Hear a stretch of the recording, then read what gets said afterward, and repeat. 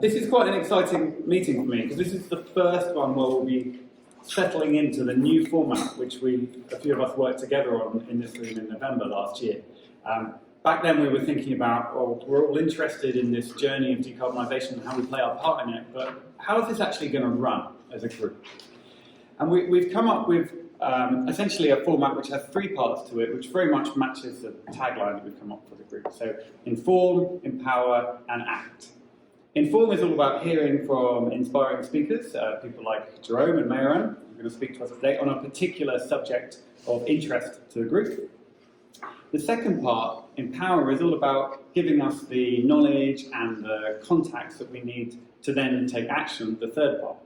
So the second part of the meeting today will be run by Steve, who will facilitate a discussion between all of us to try and identify the kind of actions that we can take at the individual level, the organisation level and the community level to have impact. And then the action tracking, which we're going to do, is to write down what we think we're going to try and achieve between this meeting and the next, or what we want to kick off, and then we'll track that at the next meeting, and we'll see how that develops over a few meetings.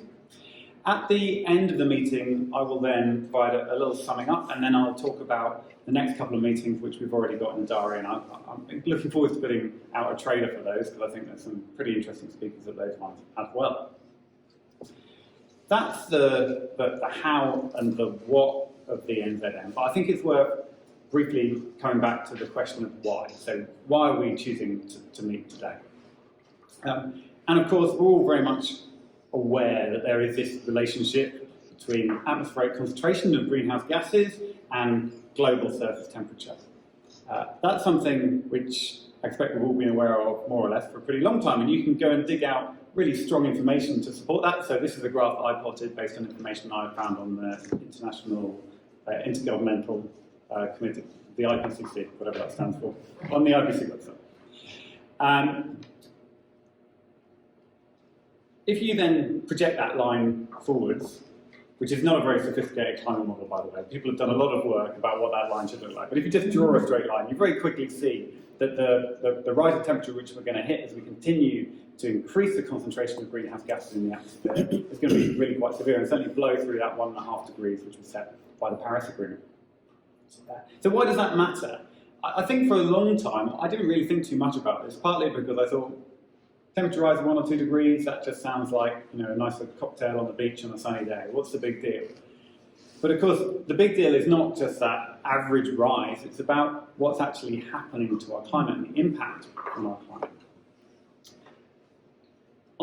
When I hear stories about storms and cyclones and all that kind of stuff, and then you hear an editorial in a newspaper which then links that back to climate change, I find myself quite sceptical. I don't see that as a strong piece of evidence, it's an anecdote, really. So recently, I published a post on this, I went looking for some evidence providing a link between the increasing number of extreme weather events and actually what's happening with the climate. And the best data that I could find was this. This is from the UN Centre for Disaster Risk Reduction, but you didn't know that existed. And they have looked at two different periods. So their benchmark period was 1980 to 2000. How many disasters happened within that 20 years? Broken down by type of disaster. And then they've also looked at 2000 to 2020. And of course, we know what the temperature change has been like over that time between those two different periods. Now, if you look at the kind of disasters which you struggle to associate with climate change, so you're talking about volcanoes and earthquakes, those in these two data sets do increase by about 25% between the reference periods, which says a bit about the quality of the reporting into the data set over that time. But then if you look at the climate-associated items, so floods, droughts, landslides to an extent, storms, those increase by a much higher percentage. So, for example, floods increases by 125% between that 1980 to 2000 time period and 2000 to today.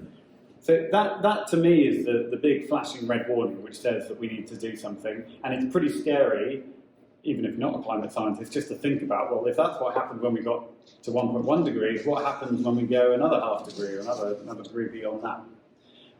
Which is my work, which is why I'm here today.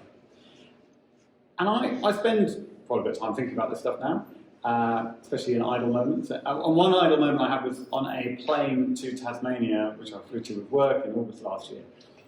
had a window seat sitting right by the engine, and I could hear it roaring for the whole 3 hours, like burning kerosene, chucking CO2 out the back, just to take me and 200 other people who wanted to go to Tasmania there.